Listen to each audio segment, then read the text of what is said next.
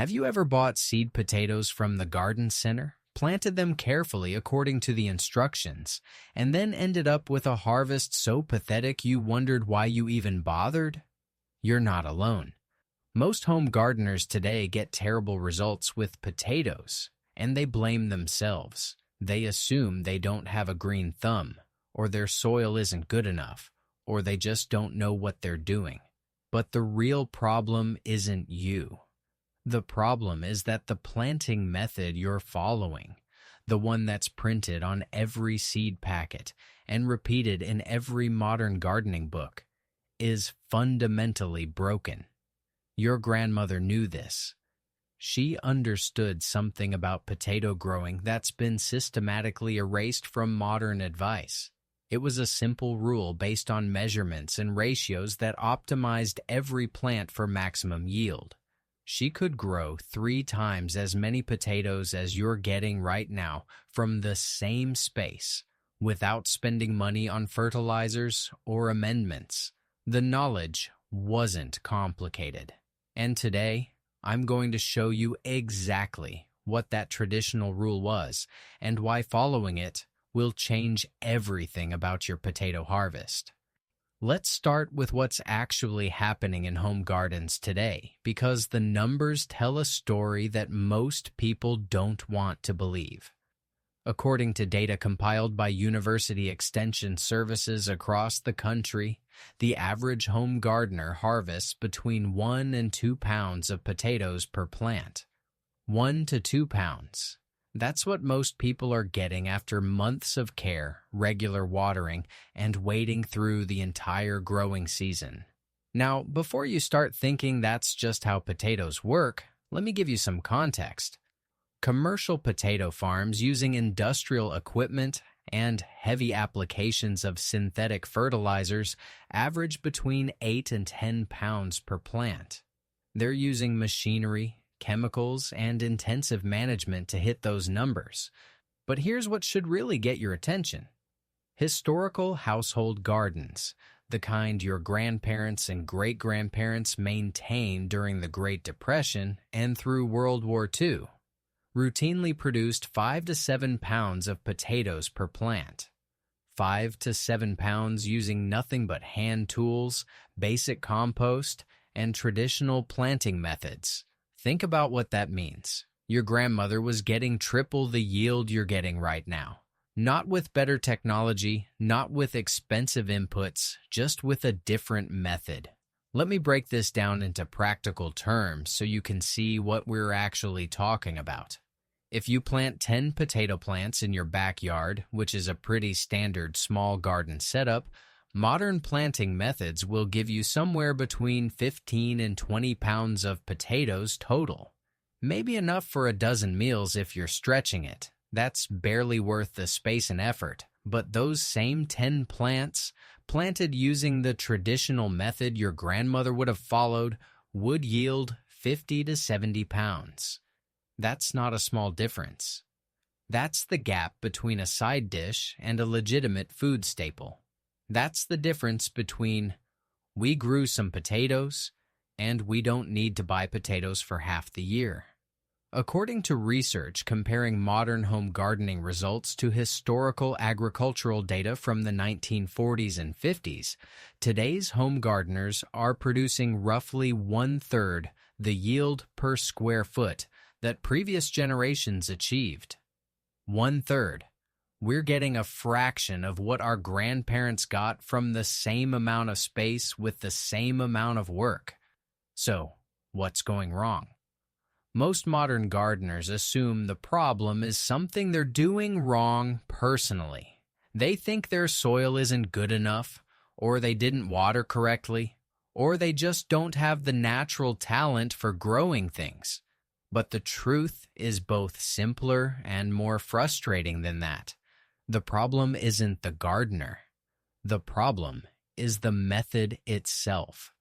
The standard advice you'll find in every modern gardening book, on every seed packet, and in every online tutorial has been simplified down to almost nothing. Plant your seed potatoes 4 inches deep. Space them about 12 inches apart. Water them regularly, cross your fingers, and hope for the best. That's basically it. No discussion of seed potato sizing. No attention to the relationship between depth and spacing. No understanding of what the plant actually needs to maximize production. And the really frustrating part? It wasn't always like this. Your grandmother wasn't guessing when she planted potatoes. She wasn't relying on luck or hoping for good weather. She was following a specific systematic method that had been passed down through generations, refined over decades, and proven to work consistently year after year. According to agricultural extension bulletins and gardening guides published in the 1940s and 50s, there was a clear, well-documented approach to planting potatoes that showed up across different regions and different cultural traditions. This wasn't some obscure secret. It was common knowledge, the kind of thing you'd learn from your parents when you were 10 years old, or pick up in a 4-H club, or find explained in any basic county extension pamphlet. The traditional method centered on understanding the relationship between three things: the size of your seed potato, the depth you planted it, and the spacing between plants. These weren't arbitrary numbers someone made up. They were measurements that accounted for how potato plants actually grow, how their underground stems develop, and what they need to produce maximum yields. This approach appeared consistently in USDA publications, state agricultural bulletins, and victory garden guides during World War II. It was taught systematically in farm communities because it worked systematically. During the Depression, when families absolutely had to maximize every square foot of garden space to survive, this was the method that delivered results. People couldn't afford to waste space or seed potatoes on experimental approaches. They needed methods that worked every single time. Then, something started to change. Beginning in the 1970s and accelerating through the 80s and 90s, this detailed ratio-based approach began disappearing from gardening advice. The newer guides, the mass-market books, the commercial seed packets, they all replaced the traditional method with simplified, universal instructions. Plant 4 inches deep regardless of seed size. Space 12 inches apart regardless of variety. Don't worry about the details, just follow these basic steps. The traditional knowledge got dismissed as too complicated for modern gardeners, or too old-fashioned for contemporary methods, or unnecessary now that we had improved seed varieties. County Extension Services, which had been providing detailed region-specific advice for free since the early 1900s, saw their budgets slashed in the 1980s. The comprehensive bulletins they used to publish became harder to find. The local agents who used to teach these methods at community meetings stopped getting funded, and in the span of just one generation, maybe 2 at most, the knowledge simply vanished from common circulation. Not because it stopped working, not because someone discovered it was wrong. It just quietly disappeared from the conversation while everyone assumed someone else was preserving it. Your grandmother didn't write it down in a family journal because why would she? Everyone knew it. It was as basic as knowing when to plant after the last frost or how deep to plant corn. You didn't document obvious things, but when that assumption of shared knowledge broke, when the oral transmission chain got interrupted by commercial publishing and simplified advice, the traditional method was gone before most people even realized it was endangered. All right, let me break down exactly what the traditional rule actually said, because once you understand it, you're going to wonder why anyone ever thought simplifying it was a good idea. Here's what your grandmother knew. Every seed potato you planted had to be evaluated individually based on its size. And that size determined both how deep you planted it and how you spaced it from its neighbors. The rule was straightforward. Take your seed potato, which should be roughly the size of a chicken egg or slightly larger, about 2 to 3 ounces, with at least one strong visible eye. The depth you plant it needs to be approximately 3 times the height of that seed potato itself. So, if you're holding a seed potato that's about 1.5 inches tall when you set it on the ground, you'd plant it 4 to 5 inches deep. Not 4 inches because a book said so, but 4 to 5 inches because that's 3 times the height of that specific seed potato. Now, here's the part that made the biggest difference in actual yields. The spacing between plants within a row needed to be 12 to 15 inches minimum, not 8 inches like many modern guides suggest, not 10 inches like you'll see on commercial seed packets. 12 to 15 inches, measured carefully. And between rows, you needed 30 to 36 inches of space. Let me explain why these specific measurements mattered so much. Because this wasn't arbitrary tradition. It was based on understanding how potato plants actually function biologically. The depth ratio, that 3-to-1 rule, accounted for the stored energy in the seed potato versus the distance the sprout needed to travel before it could start photosynthesizing and feeding itself. Think about it this way. A seed potato is essentially a battery of stored carbohydrates. The sprout has to use that energy to push up through the soil and reach sunlight before the battery runs out. If you plant a small seed potato too deep, it exhausts its energy reserves before breaking the surface, and the plant either dies or emerges so weak it never recovers. If you plant a large seed potato too shallow, you're not giving the plant's underground stems, the stolons, enough vertical room below the seed to develop properly and produce tubers. The spacing rule worked on similar biological logic. Potato plants don't just grow upward. The majority of their growth happens underground, horizontally. Those stolons, the stems that actually produce the tubers you harvest, spread out in all directions from the base of the plant. They typically extend 8 to 12 inches in every direction when the plant is healthy and has adequate space. When you crowd potatoes together at 8 or 10 inches, like modern advice often recommends, those stolon zones overlap. The plants end up competing with each other for the same underground real estate, the same soil nutrients, the same moisture. Each plant is literally fighting its neighbors for space to produce tubers. Your grandmother understood this, either because her parents explained it to her, or because she'd seen the results enough times to recognize the pattern.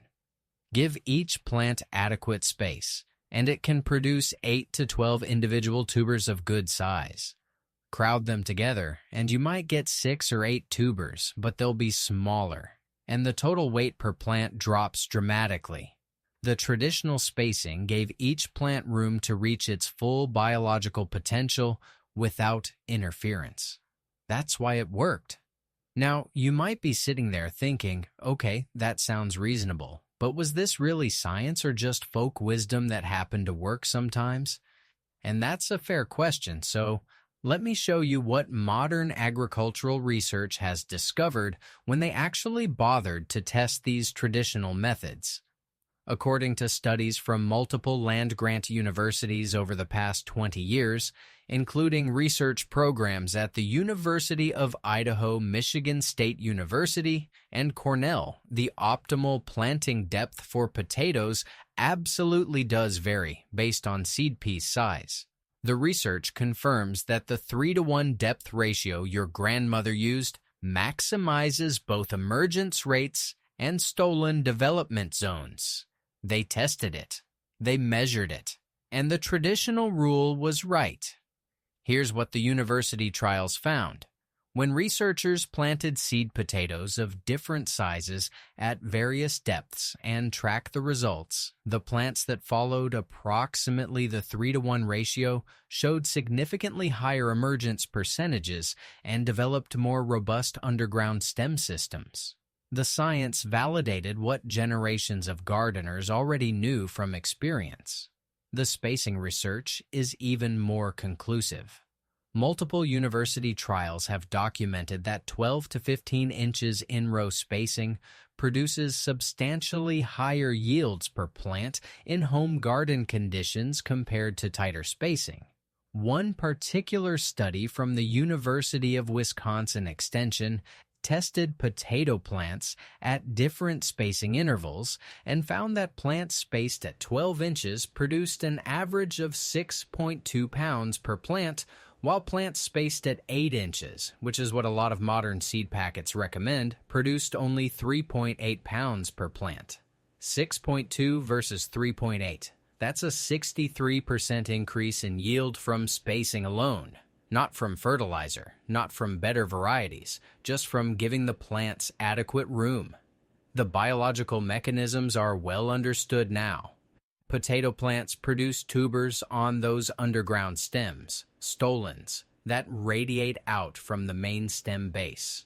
Research using root imaging technology has shown that these stolons typically extend 8 to 12 inches horizontally in all directions when the plant has adequate nutrients and space.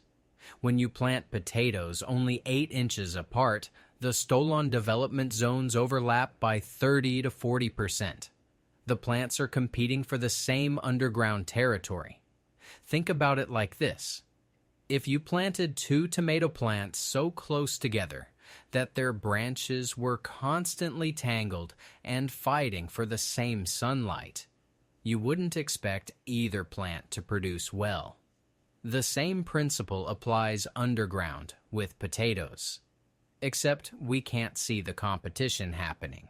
We just see smaller yields at harvest and assume that's normal. Commercial potato operations can sometimes get away with tighter spacing, but only because they compensate with massive applications of synthetic fertilizers and precision irrigation systems.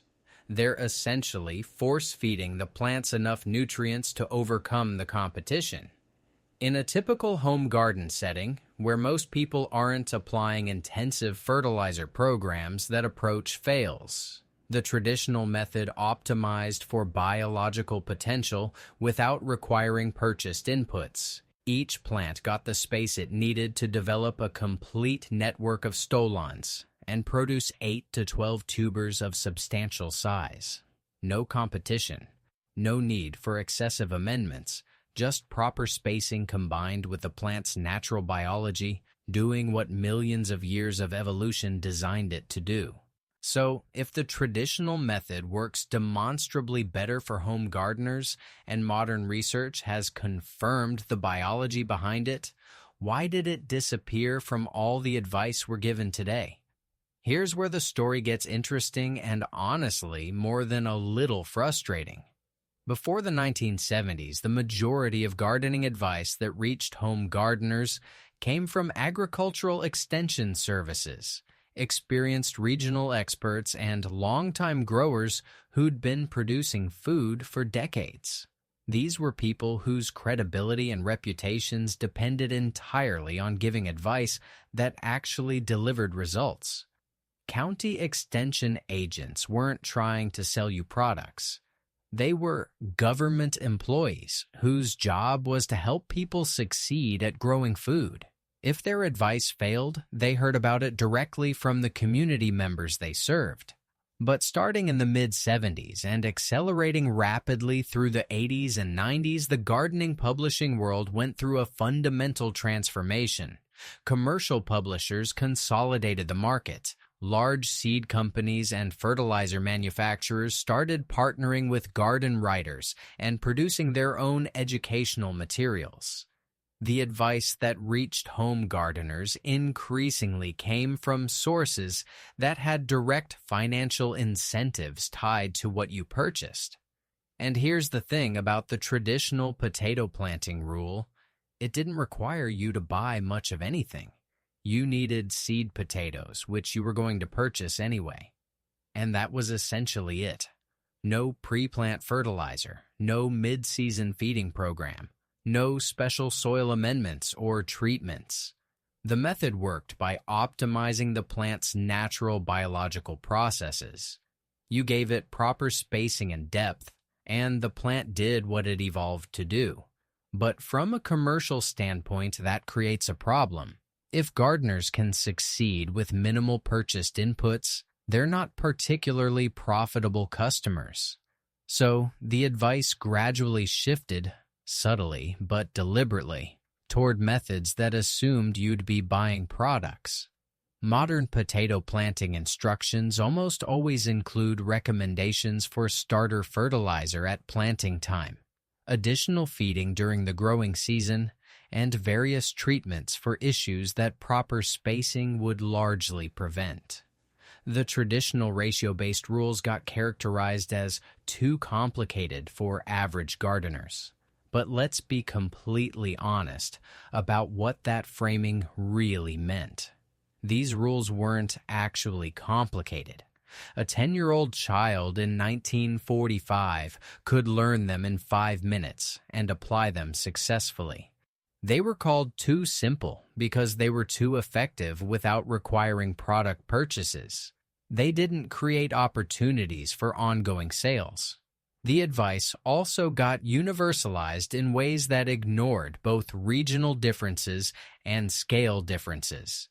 Commercial farming methods, which are designed for mechanical harvesting equipment and chemical-intensive production systems, got watered down into generic, simple instructions that didn't work particularly well for anyone, but looked good printed on a seed packet. Meanwhile, extension services that had provided free, regionally specific, scientifically sound advice for generations saw their budgets systematically cut starting in the Reagan administration. The detailed bulletins they used to publish became harder and harder to find. The local expertise that used to be available at community meetings and through phone consultations largely disappeared. And in the process of all this economic and institutional change, the actual knowledge that had sustained home food production for generations just quietly vanished from mainstream gardening advice. Not because anyone proved it wrong, not because better methods were discovered. It disappeared because it worked too well without creating profit opportunities for the companies that increasingly controlled the information flow. And this pattern, this replacement of proven traditional methods with commercial advice that requires purchased inputs, it's not limited to potatoes. The same thing happened across nearly every aspect of home food production over the past 50 years. Traditional companion planting systems, the ones that had been refined over generations and actually increased yields, got reduced to vague suggestions like plant marigolds near your tomatoes, no specific ratios, no discussion of proper spacing, no explanation of the mechanisms that made it work. Just a cute idea that might help a little if you're lucky. The Three Sisters method, where corn, beans, and squash were planted in precise ratios that maximized total production from a given space, got turned into a novelty garden project instead of being taught as a serious food production technique. Seed-saving practices that allowed families to grow food year after year from their own seeds got replaced by advice to nix it. Never mind that your grandparents saved seeds successfully for decades and got excellent, consistent harvests. Seed companies needed you coming back every single spring. Regional planting calendars, those careful calculations based on local last frost dates and soil temperature patterns that varied significantly by location, got replaced by generic national planting guides that sort of work okay sometimes if conditions happen to be typical. Traditional timing methods, including planting by moon phases, which actually corresponded with documented soil moisture and germination patterns, got dismissed wholesale as superstition. No testing required, just labeled as old wives' tales, and removed from respectable gardening advice despite generations of farmers having careful records showing effectiveness. Soil building techniques with specific compost ratios and crop rotation patterns got replaced by apply fertilizer X at the rate shown on the package. Never mind that your grandmother's compost system and basic understanding of nitrogen-fixing cover crops produced healthier soil and better vegetables without spending money every season. Every single one of these knowledge losses followed the exact same pattern. Traditional method equals free or very cheap. Commercial replacement equals regular purchases. And the cumulative effect is staggering when you actually look at the data. According to research comparing historical garden productivity records with modern home garden surveys, the average home garden today produces approximately 40 to 60% less food per square foot than equivalent-sized gardens maintained during the Depression era. 40 to 60% less.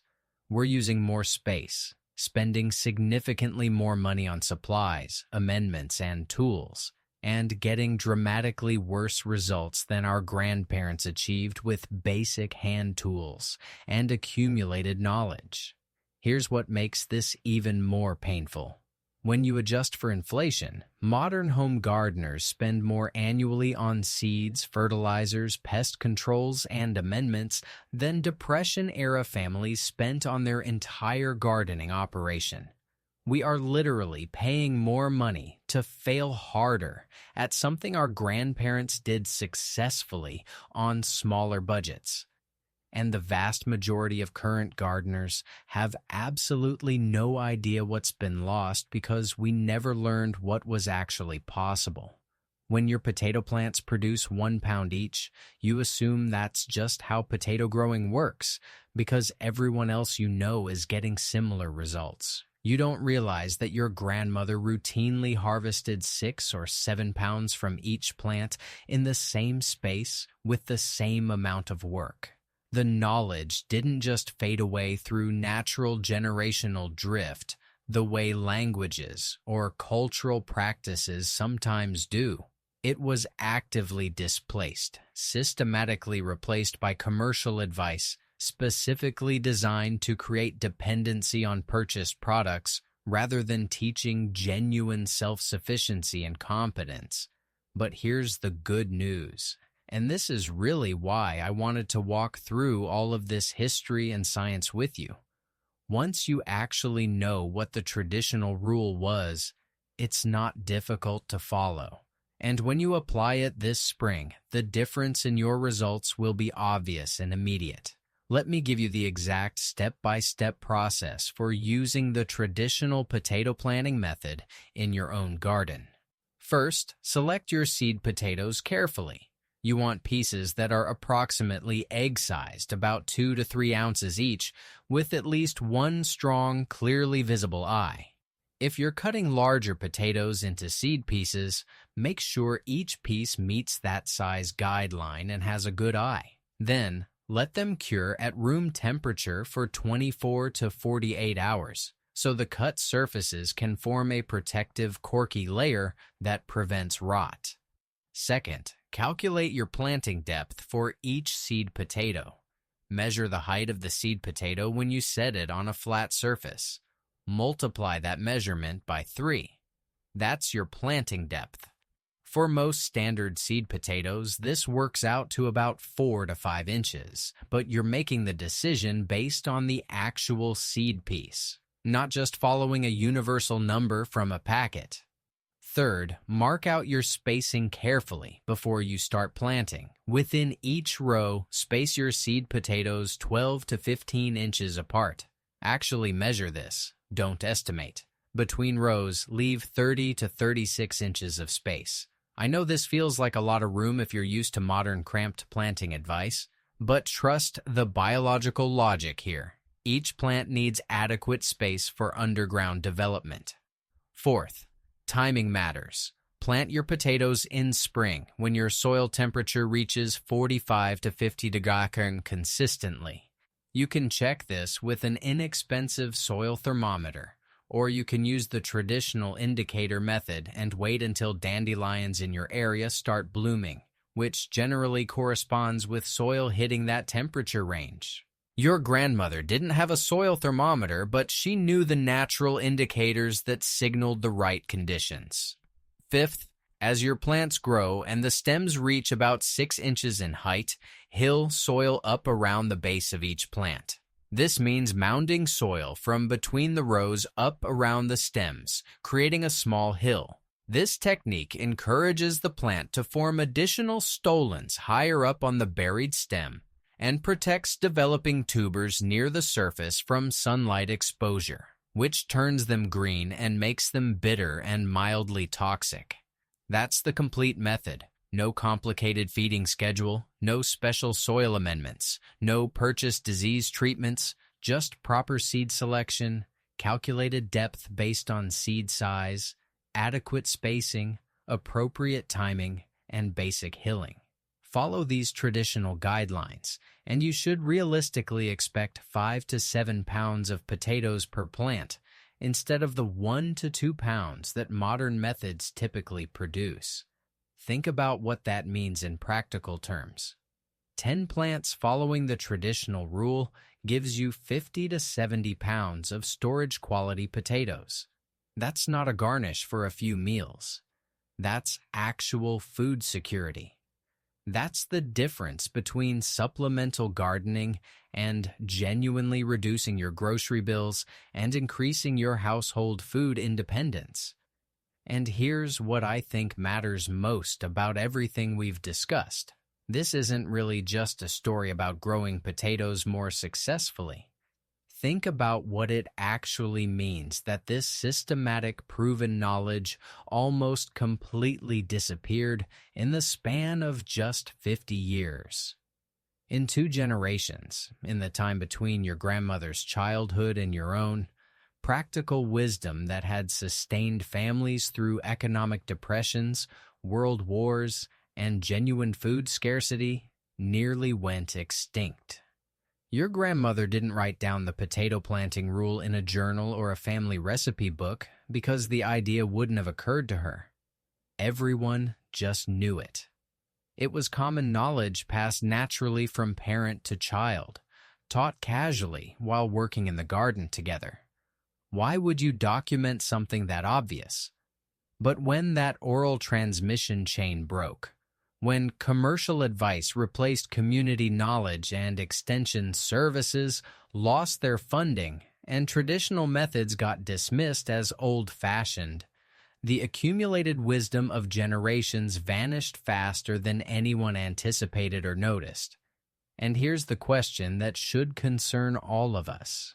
What else are we losing right now without even realizing it? How many other traditional techniques, proven and refined over decades or centuries, are sitting exclusively in the memories of elderly gardeners and farmers who simply assume someone else must be preserving and teaching these things? How much practical, tested knowledge dies every single year just because we stopped asking our elders the right questions and started trusting that everything important would be available in a book or online? But knowledge can be recovered. And you've just proven that to yourself. You learned a rule that's more than 100 years old in less than 15 minutes. When you follow this method next spring and dig up 6 pounds of potatoes from a plant that used to give you barely 1 pound, you're not just growing more food. You're actively reclaiming something real and valuable that was almost lost. You're proving that the old ways aren't inferior just because they're old, and that sometimes traditional methods were traditional precisely because they actually worked better than what replaced them. And more importantly than just growing better potatoes yourself, you can pass this knowledge forward. Teach your kids why spacing matters and show them how to calculate planting depth based on seed size. Share it with neighbors who are frustrated with their disappointing harvests. Write it down in a place where it won't depend solely on human memory and oral tradition. The knowledge almost disappeared once. Don't let it happen again just because you assume someone else was taking care of preservation. Modern advice, commercial advice, isn't automatically better just because it's newer or because it comes printed on glossy seed packets from major companies. Sometimes, honestly, more often than we like to admit, the old way was old simply because it worked consistently, and it only disappeared because it didn't create enough profit opportunities for corporations that wanted to sell you products every season. Your grandmother was right about considerably more than just potatoes. She understood something that our culture has largely forgotten. Real food security, genuine self-sufficiency, comes from knowledge and skill, not from dependence on purchased inputs and commercial systems. She knew that methods which had been proven over multiple generations were worth preserving, worth teaching carefully to the next generation, worth defending against the pressure to simplify and commercialize everything. The choice, as it always is yours. You can keep following the simplified commercial advice that's designed primarily to sell products rather than to help you succeed. Or you can reclaim these traditional methods that actually fed families for generations. Plant your potatoes the way your grandmother planted hers and see the difference for yourself. Compare your harvest this year to previous years. Count the pounds. Feel the weight of real food production. And maybe, just maybe, 20 or 30 years from now, your own grandchildren will remember that you were the one who knew how to grow a genuine potato harvest, because you took the time to learn what had almost been forgotten, because you valued proven wisdom over convenient marketing, because you understood that the best way to honor the knowledge of previous generations is to use it, to teach it, and to refuse to let it disappear.